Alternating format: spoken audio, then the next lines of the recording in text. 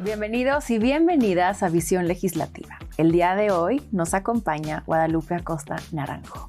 Muchísimas gracias por estar aquí el día de hoy. Me emociona mucho platicar contigo. Al contrario, muchas gracias por la invitación.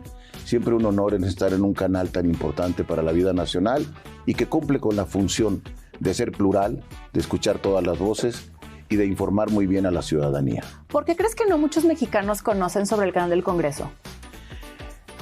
Porque creo que hace falta mayor difusión, ¿verdad? El canal del Congreso, que está en todos los canales de cable, afortunadamente, debería ser una costumbre de la ciudadanía, escuchar y ver.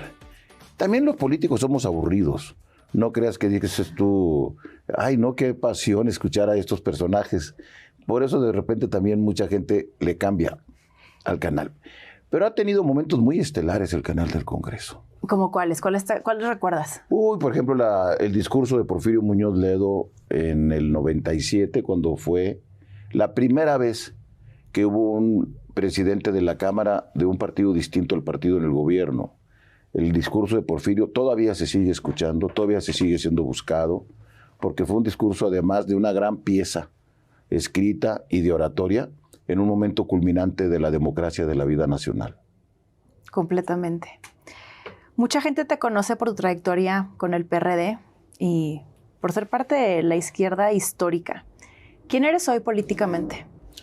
Yo me considero un socialdemócrata, un demócrata que está pensando también en los problemas sociales, que eso es lo que lo que significa de manera más esencial la socialdemocracia.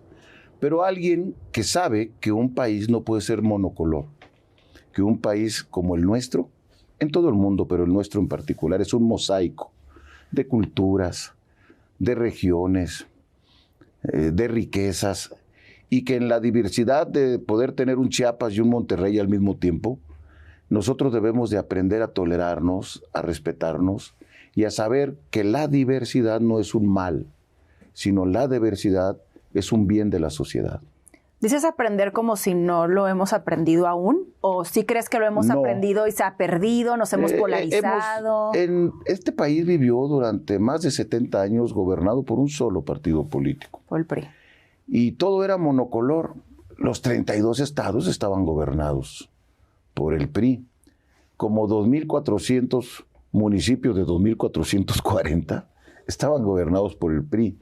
Todos los congresos locales tenía mayoría el PRI. La Cámara de Diputados, la Cámara de Senadores, tenía mayoría el PRI. Todo era. Bueno, los medios de comunicación decían en aquel tiempo, somos soldados del PRI, decía Azcárraga. Todo era un solo color. Pero de repente, la sociedad fue imponiendo su diversidad y ahora este país es muy, muy plural y muy diverso. Hay gobiernos de distintos partidos, del PAN, del PRI, de Morena, ahora hay muchos, de MC, hay gente que llegó en su carácter de independiente. Sí. Hay una pluralidad que la sociedad ha venido imponiendo. Desafortunadamente hay gente que no le gusta la pluralidad y que quiere hablar a nombre de todo el pueblo. Hay gente que cree que puede hablar a nombre de todo el pueblo como si el pueblo no tuviera fisuras, no fuera un pequeño rompecabezas, no fuera algo tan diverso que no lo puede representar nadie por sí solo. Y eso no hace bien, porque eso lleva a la polarización. Cuando habla alguien a nombre del pueblo, el otro ya no es del pueblo. Como que sientes que lo antagoniza. Pues sí, el otro puede ser llamado, ¿cómo se llama? Traidores a la patria, derecha reaccionaria, conservadores miserables. Eso es un error porque los gobiernos son transitorios, nada es para siempre, todo cambia. El poder no puede pensarse que llegó para quedarse en una sola expresión política eternamente. Ni el PRI lo logró. Y mira que lo intentó y lo logró durante 70 años. Bastante. Un buen tiempo. Pero eso un día cayó.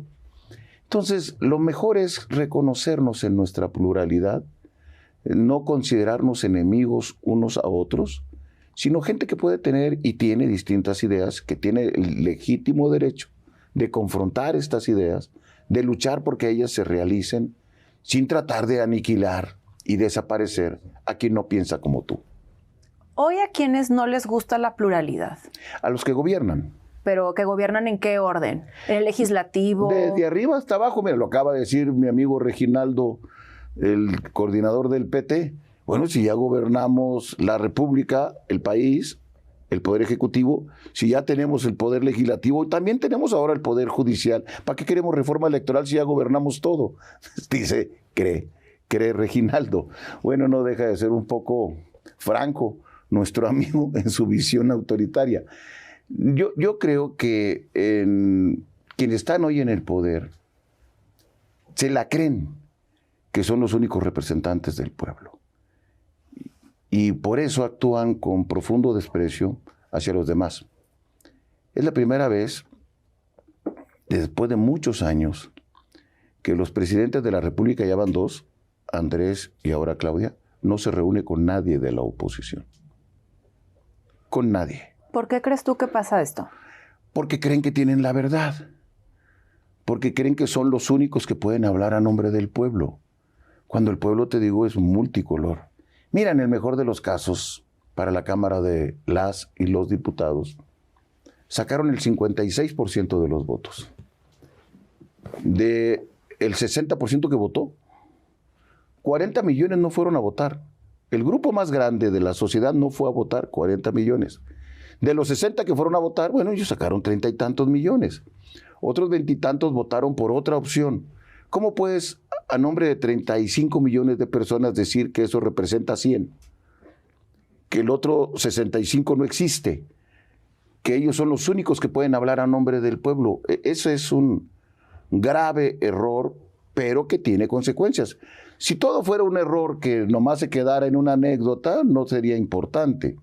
Pero no, creen que pueden gobernar solos, sin nadie. Y por eso el diálogo con los que no piensan como tú no es su fuerte. No lo practican. Peña Nieto se reunía con otros. Calderón, Fox, Ernesto Zedillo. Muchos se reunieron con otros cuando ellos gobernaban. Es una práctica que lastima a la democracia el que se piense que solo hay una fuerza buena y todo lo demás somos unos pervertidos retorcidos del cerebro. ¿Cuál crees tú que sea la consecuencia? La polarización permanente. Pero la polarización también se ve, o sea, yo la analizo y digo, pues viene de ambos, vamos a ponerlo en bandos, ¿no? Y para mí los bandos son a favor del gobierno, en contra del gobierno. Ambos bandos alimentan la polarización, porque pareciera que hoy es una forma de sobrevivir. Pero ¿quién tiene la responsabilidad? Pues todos, ¿no? Pero más quien gobierna. Porque si quien gobierna no abre el diálogo, yo estaría dispuesto a dialogar con Claudia, sin ningún problema. O con Andrés, sin ningún problema. Lo hicimos muchas veces, pues yo fui miembro de esa clase política cuando formábamos todos parte del PRD. Fui secretario general y presidente nacional en tiempos de Andrés. Conozco a Claudia desde 1984, cuando ella tenía 22 años y yo 20. Desde entonces nos conocemos porque venimos de la misma organización política que se llamaba en aquel momento Punto Crítico, que éramos un grupo de personas que proveníamos de la izquierda y formamos una agrupación para hacer política sin tener registro de partido político. Okay. Nos conocemos de muchos años. ¿Por qué ahora no se dialoga? Yo sí, estoy dispuesto a dialogar. Es batalloso a veces con Noroña, es un poco difícil con Gutierritos, pero de todos modos se puede dialogar. Él los miraba en el INE seguidos. Estábamos ahí platicando muy seguido, a lo mejor no siempre con la mejor forma. Pero pues, yo creo que es necesario reivindicar el diálogo y que no piensen hacer la Constitución de México a imagen y semejanza de una fuerza política sola. De sus ideas. La Constitución es la casa común de los mexicanos. Por lo tanto, para poder modificar en sus puntos fundamentales a la Constitución, debería de haber un gran consenso nacional para que esa casa común, entre todos la remodelemos. Pero no quien tiene un cuarto comience a meterse en todos los demás y los quiera poner todos a imagen y semejanza del gusto de uno de los habitantes de la casa común. Ojalá, te insisto, hubiera esa disposición. Pero, por ejemplo, nos dijeron, vamos a hacer la reforma al Poder Judicial, ellos solos. Ahora quieren hacer una reforma electoral, ellos solos. Cuando ninguna reforma electoral, y yo participé en muchas de estas reformas, se ha hecho por una sola fuerza política. Y es más, en las reformas se ponía más atención a lo que pensaba el opositor, no el gobernante, porque había que resolver cosas para hacer cancha pareja, elecciones equitativas, árbitros imparciales. Ese era el objetivo. Y bueno, había que dejar satisfechos a quienes tenían críticas. O sea, tú que estabas en la oposición antes, sigues, pero los hacían parte. ¿Cuáles son los cambios que...? Porque luego de pronto desde esta oposición llegan al poder, pero ahora veo la oposición que dice, pues todo lo que criticaron ahora lo hacen. ¿Cómo eran antes estas interacciones con la oposición? En el Congreso, por eso es tan importante este espacio, el Congreso era el lugar de encuentro, de privilegio. La Cámara de Senadores y la Cámara de Diputados representan a la República y al pueblo de México. Y ahí es donde debería de estarse haciendo los principales diálogos. Una reforma electoral que se cita en la Secretaría de Gobernación, ese fue un gran error de Pablo Gómez. O sea, desde ahí para ti... Pues de ahí para comenzar, o sea, el simbolismo, porque las elecciones se hicieron mucho más equitativas cuando separamos al poder público de la organización de las elecciones. La reforma de 1996 lo que hizo fue darle autonomía al órgano, al Instituto Federal Electoral en aquel momento. Salió el secretario de Gobernación de esa función, porque hasta ese entonces los secretarios de Gobernación presidían el órgano electoral. Bueno, cuando se saca al gobierno y se dice ahora el árbitro es autónomo, un órgano constitucional autónomo por consejeros electorales ciudadanos que son los que van a organizar con imparcialidad la elección. Fue en ese momento cuando el árbitro se quitó la camiseta tricolor y se puso una camiseta de color neutra. Bueno, hoy quieren poner otra vez camiseta guinda al árbitro electoral.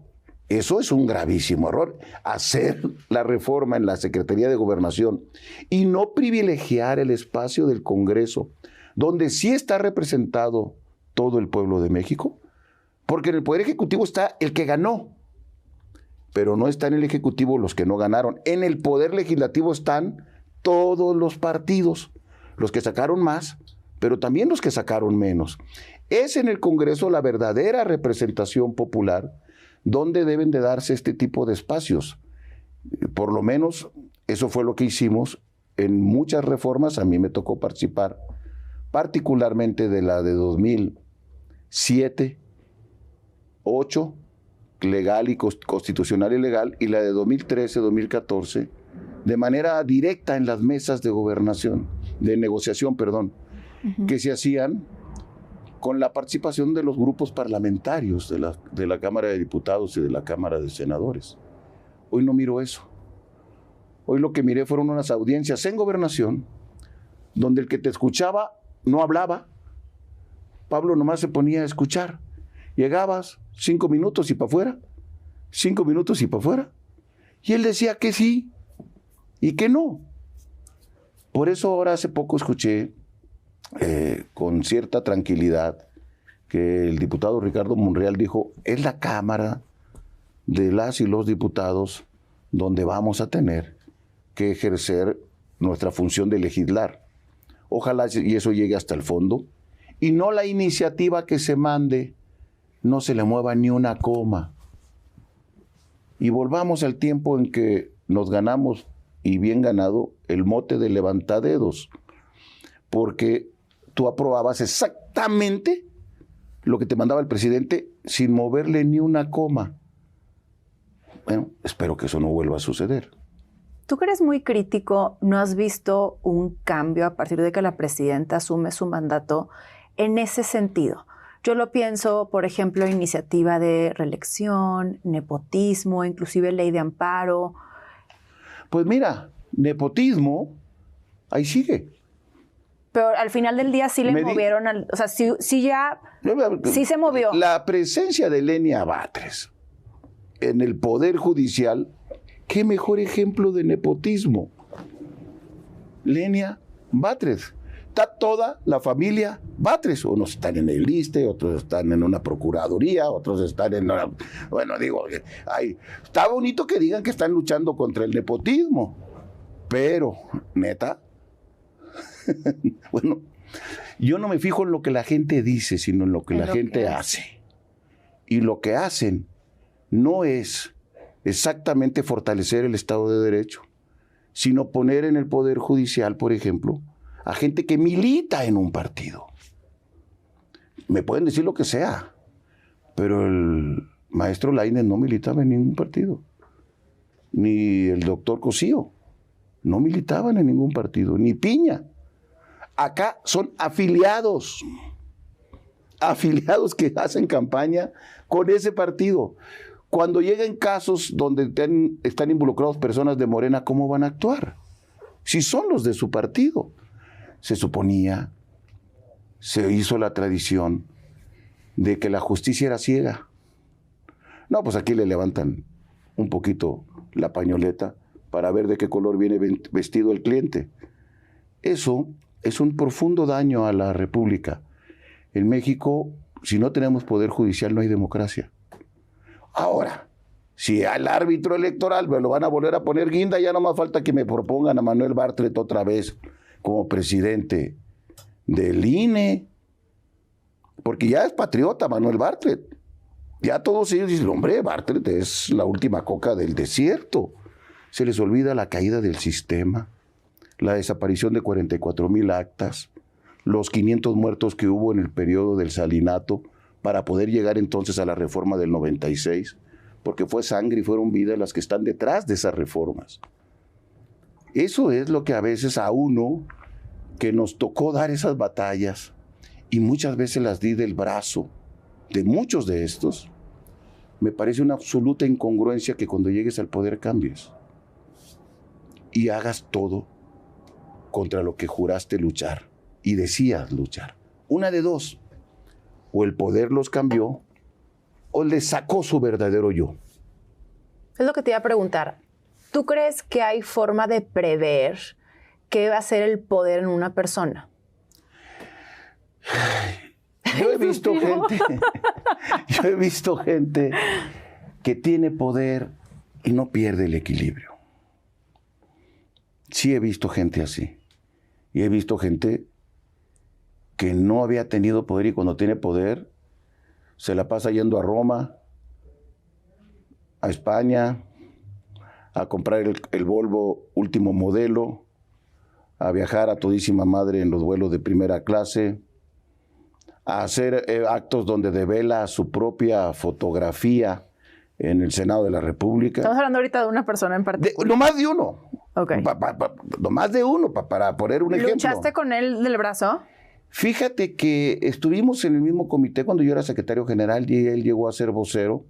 Yo ya luego le dije, mejor vas a ser vocero, ¿verdad? Para que ya no siguiera hablando tantas cosas. Pero el muchacho se mareó con el poder. Yo tengo una fotografía en la Cámara de Diputados. También fui presidente de la Cámara. En mi vida se me ocurrió hacer un evento para develar con ego mi fotografía. Pero en ese sentido, quiero ver mi pregunta inicial. ¿Hay cómo preverlo? O sea, que tú digas, no, y te lo pregunto porque luego, no sé, lo veo ahorita con los partidos políticos, que le abren el espacio y dices, oye, no, espérate, fíjate que este cuate, esto puede pasar. Lo que hay que hacer es crear instituciones democráticas y no creer en personajes. Lo que necesita el país son instituciones democráticas, con pesos y contrapesos, con equilibrios al poder. Eso lo fuimos haciendo con los órganos autónomos. Por ejemplo, de repente, por eso había un instituto de transparencia autónomo, un órgano electoral autónomo. Pero eso no previó que llegara gente que se manera de poder. No puedes prever, no pueden ser psiquiatras también. Pero eso entonces, lo ¿cómo debe lo de moderar limitas? la gente. Pero es justo mi duda, Creando porque- instituciones democráticas. Pero ya las tuvimos. O sea, por ejemplo, el órgano ahorita que decimos el autónomo, ya estaba. ¿Qué cambió cuando estaban para que estos liderazgos... Cambiaron ellos.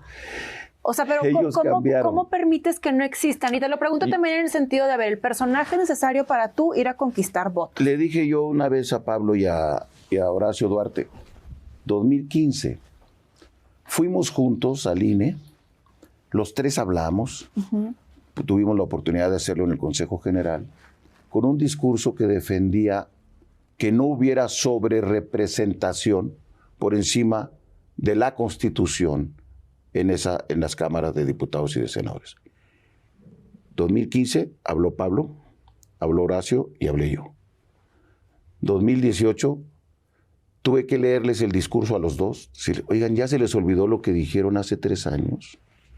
Yo no he cambiado. Ustedes cambiaron. 3 años después llegaron con el discurso contrario, luchando por la sobrerepresentación para ellos. Si no tienes vocación democrática, entonces, cuando llegas al poder, no eres demócrata. ¿O será que hay quienes la tienen cuando les conviene? Pues sí, pero a mí me podría convenir estar en Morena, ¿Y por qué no? porque no comparto lo que están haciendo antidemocráticamente. Porque entonces tendría que cambiar también yo. Pero en sentido, ¿tú Y no crees tengo que- ganas de cambiar. O sea, y esto te lo pregunto por la ideología que para mí... Yo considero que la ideología es muy importante en un Sí, partido claro. político. Entonces, en este sentido, la ideología de Morena es meramente antidemocrático Yo los considero a ellos populistas autoritarios. a todo el partido. O sea, como su idea... En su conjunto son Ok. populistas autoritarios. Ok. No dudo que haya alguien que tenga algún vestigio de demócrata que lo tenga en algún rincón, como la muñeca feo escondida tras un rincón, el vestigio democrático. Pero, en su esencia, todos hoy cambiaron. Te pregunto porque también creo que algo muy valioso es apostar a la pedagogía política. ¿Qué es esto de un populista autoritario? Y para que nos escuchen en casa que lo puedan entender, más allá del término Hay rebuscado. populistas de derecha y hay populistas de izquierda, pero no dejan de ser populistas. Y hay autoritarios de derecha y autoritarios de izquierda. No dejan de ser. A ver, hubo un Augusto Pinochet, Ujú, de derecha. un hombre de derecha autoritario. Y hay un Maduro, que se declaró presidente sin enseñar una sola acta. Hay populistas de todo tipo. Lo que nosotros necesitamos es que haya demócratas de todo tipo. Demócratas de centro, demócratas de derecha y demócratas de izquierda. Don Luis H. Álvarez, don Manuel Cloutier, Maquio, fueron demócratas de derecha, que aportaron al país.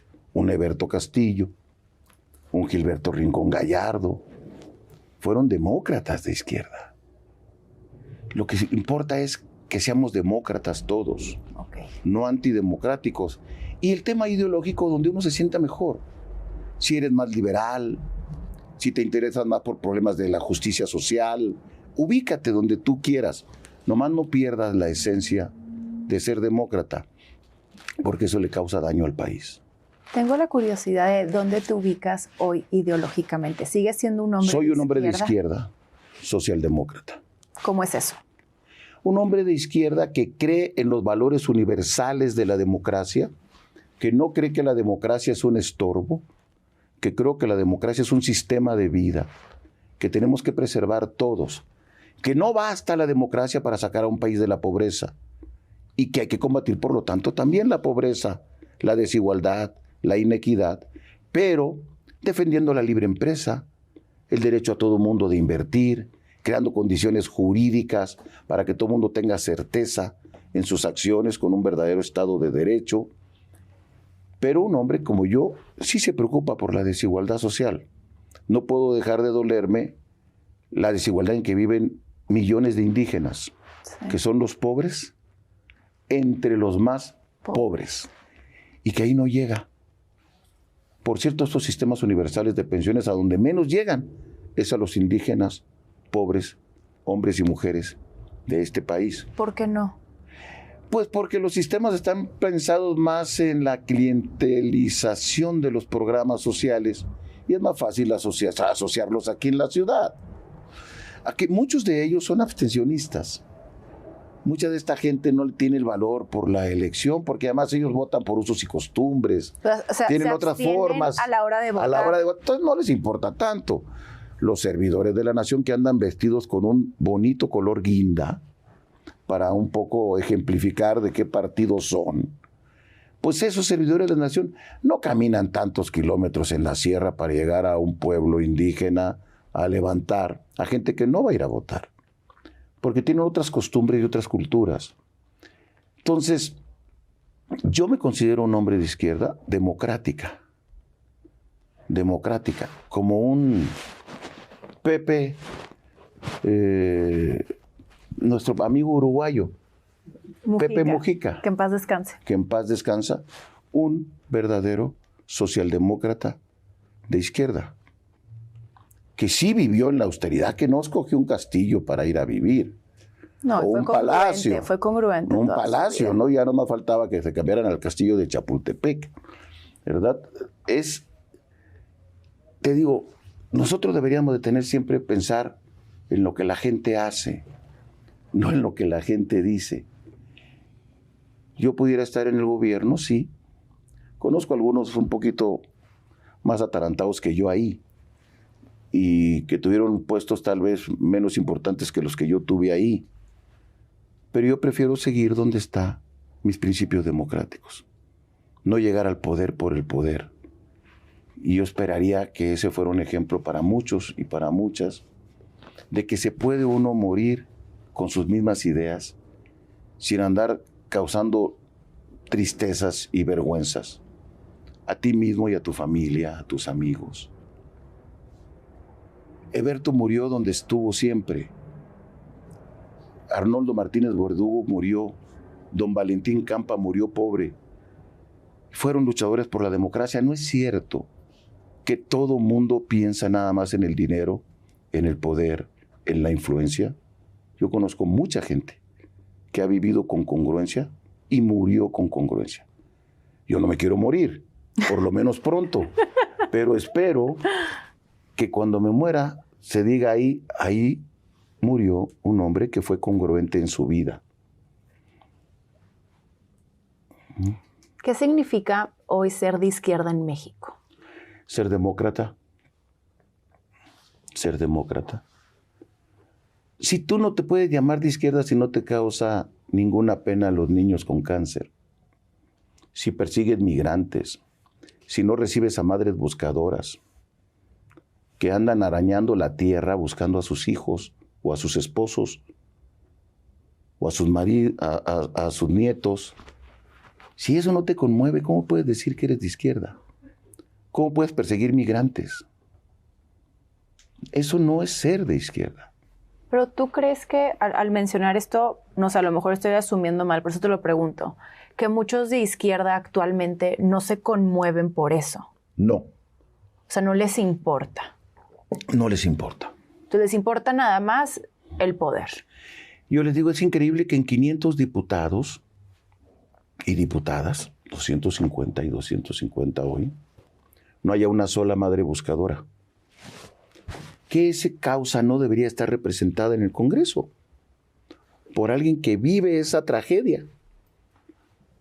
¿Por qué no están ahí? Pues porque ningún partido político les ha... Exactamente. O sea, ni el espacio porque no les importa. Bueno, pero... Porque la Cámara es la representación popular.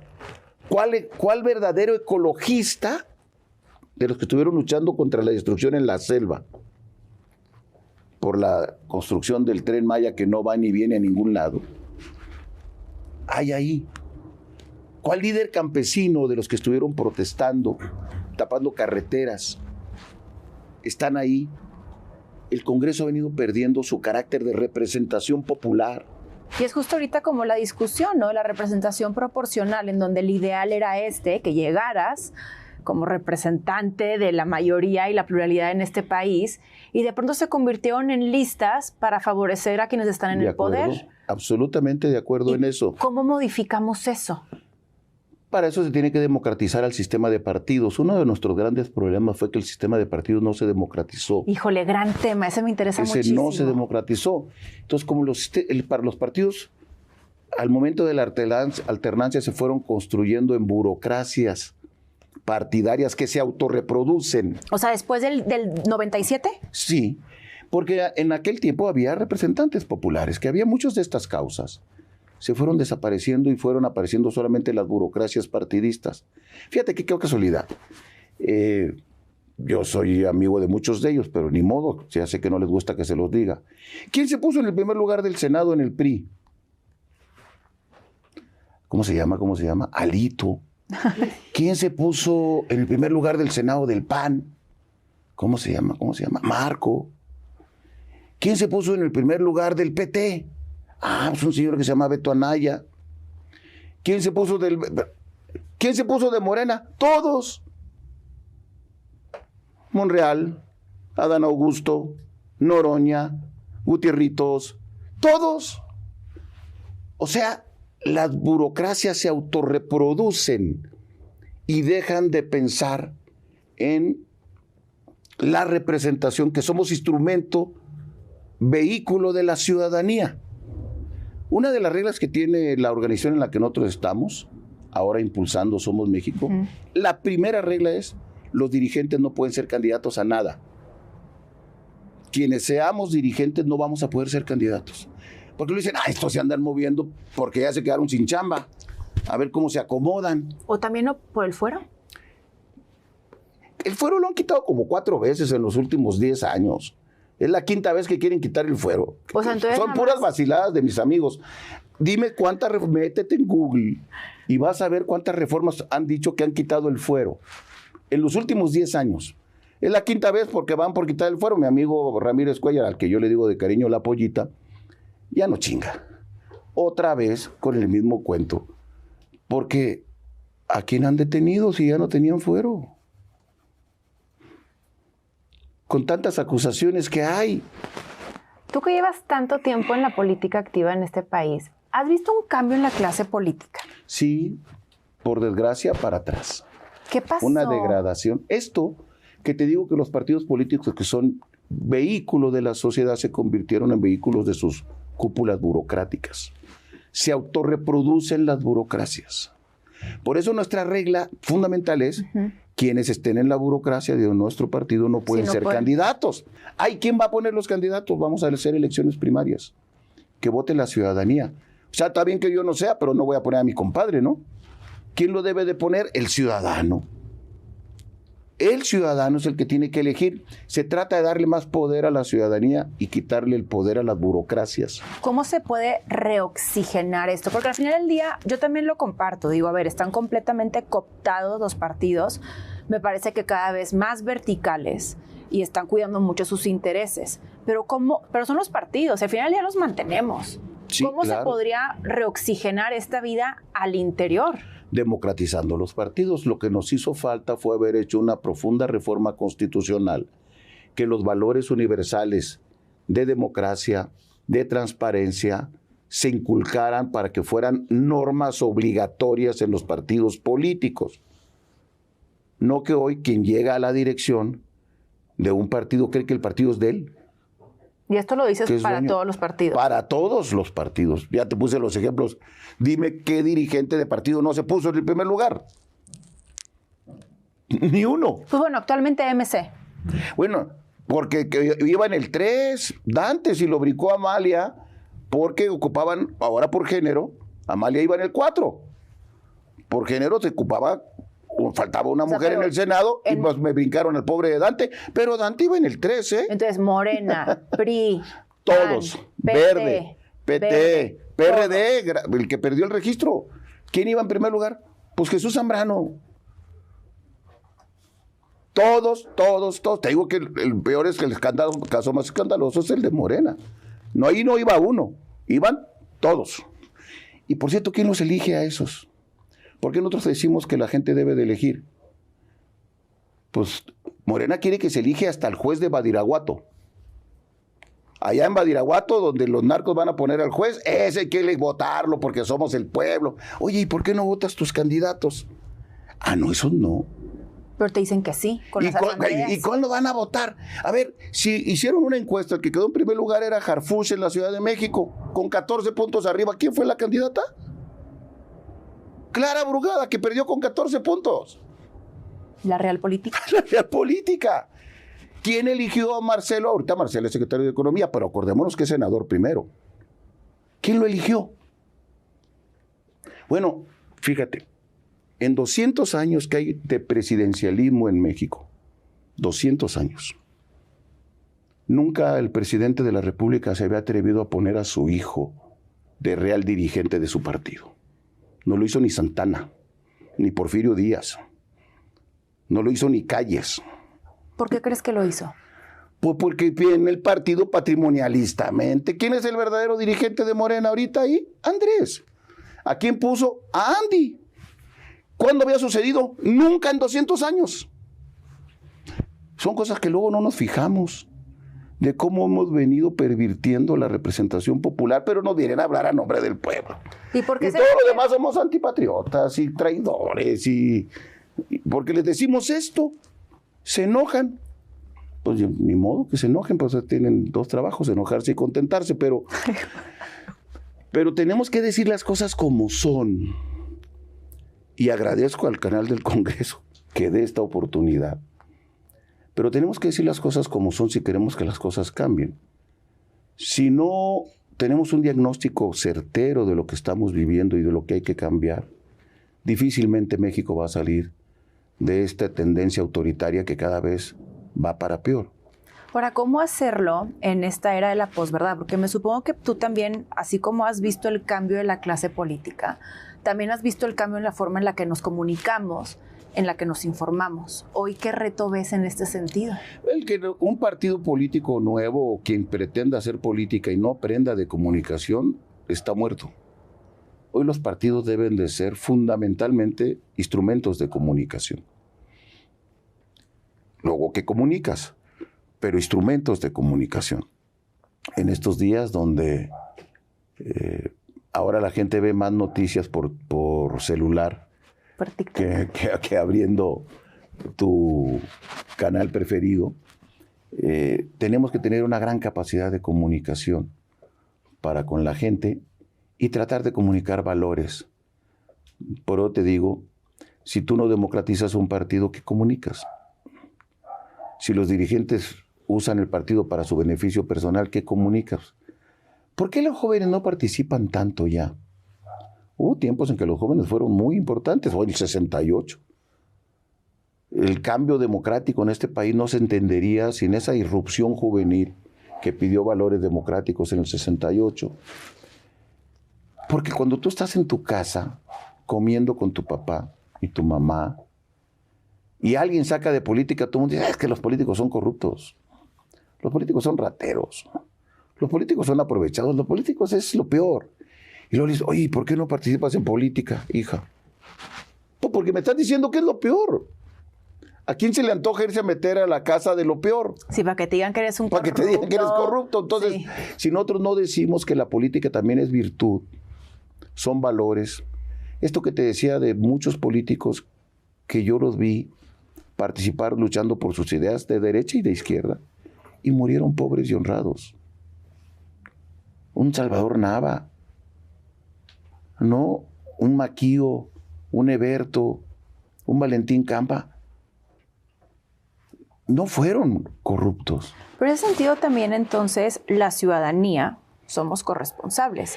La ciudadanía tenemos los partidos que queremos, que merecemos. Entonces tú sí crees también que la clase gobernante es reflejo nuestro. Es que la ciudadanía también se tiene que democratizar. ¿Cómo se hace eso? Pues con mayor participación. Casi todos los ciudadanos nos traen jodidos y dicen, oye, te faltó hacer esto, te falta allá, limpia aquel pedacito. Oye, ¿por qué no haces esto? ¿Y por qué no dicen, ¿y qué voy a hacer yo? Nadie dice, ¿y qué voy a hacer yo? ¿Qué vas a hacer tú? Bueno, que la chingada. O sea, no está bien eso. El que quiera criticar debe de proponer y de hacer. Si no haces, tienes poca autoridad para proponerlo y decirlo. ¿No crees que también es parte como de una cultura política? Sí, es la cultura. Y la cultura política en ese sentido, si vamos, por ejemplo, 68, los jóvenes participaban, hoy ya no participan tanto.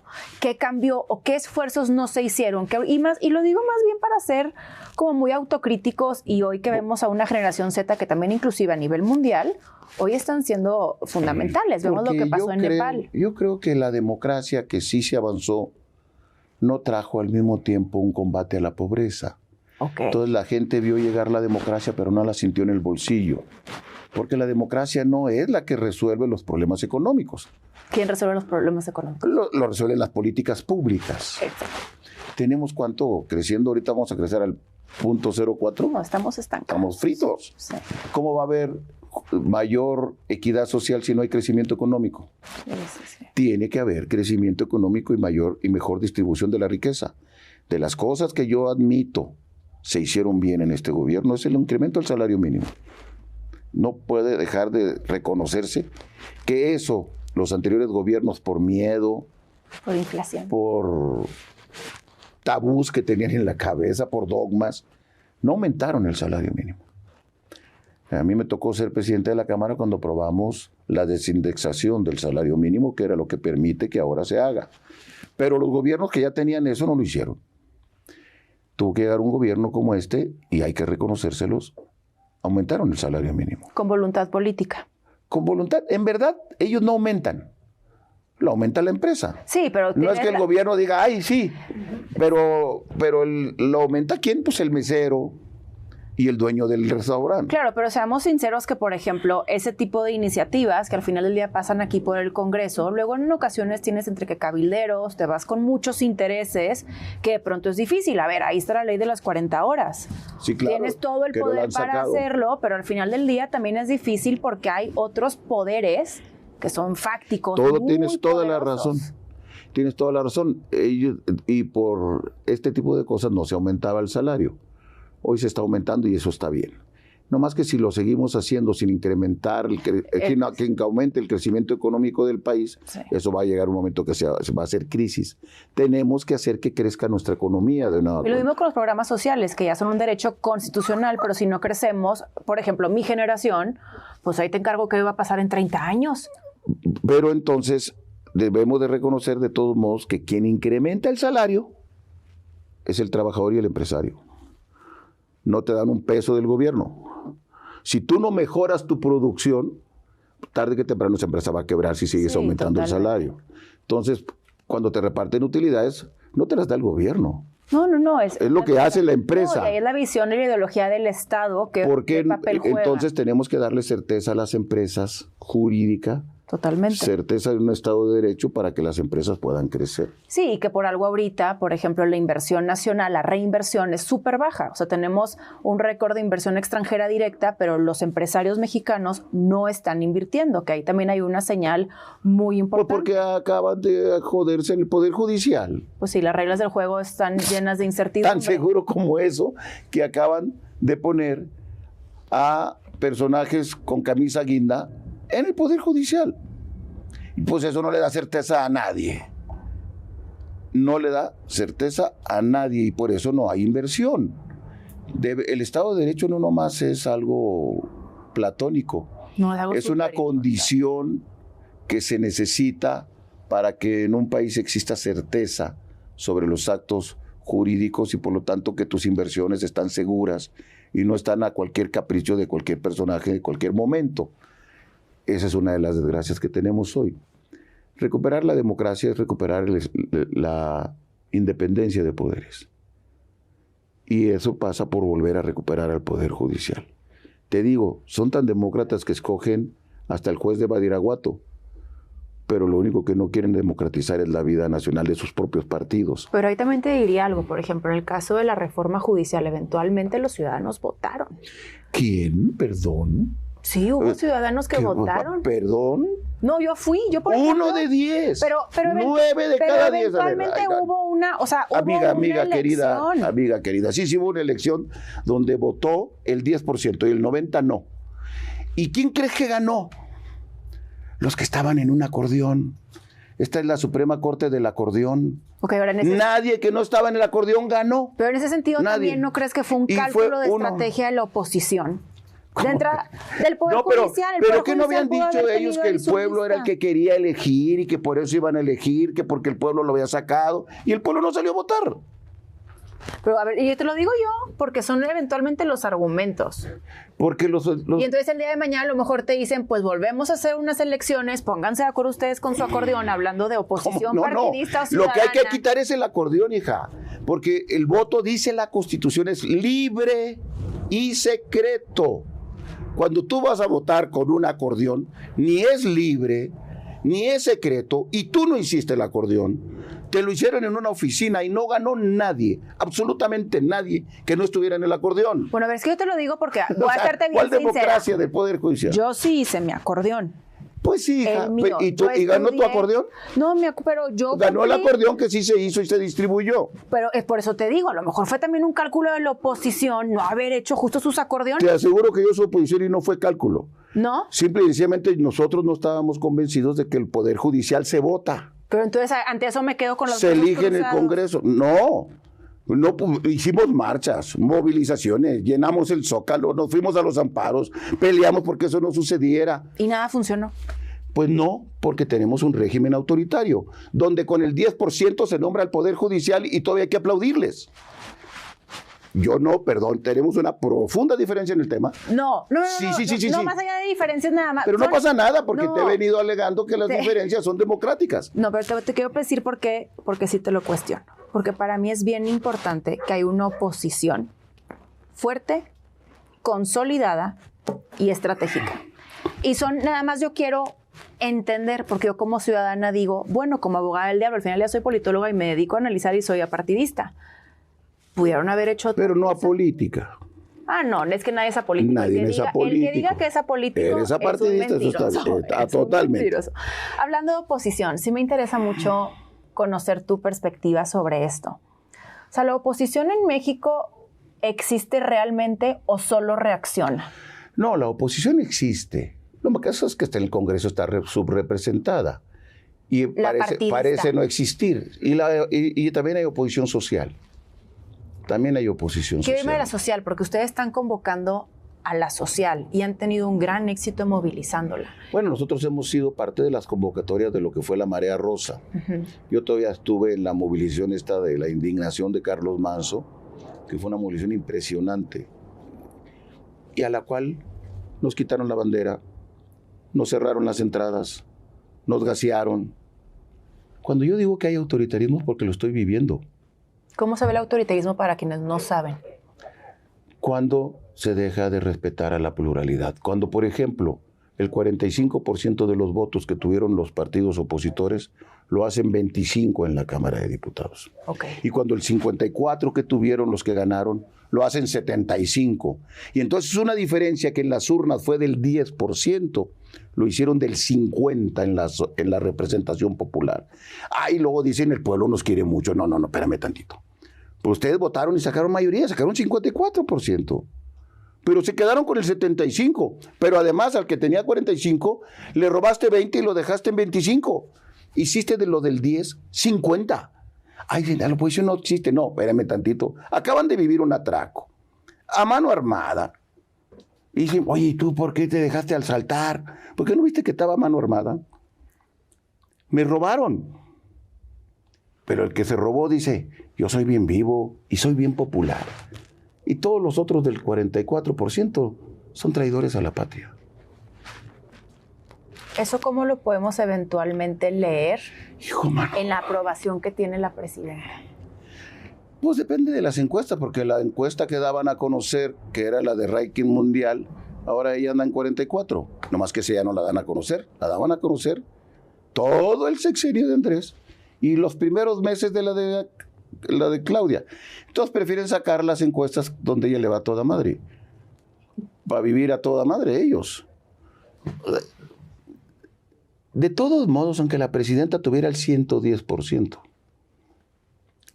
que no es posible, pero ya mero llega, según las encuestas que hacen, debería de respetar a los que no pensamos como ella. Y no lo respeta. Ni siquiera platica con nosotros. no dialoga con nadie.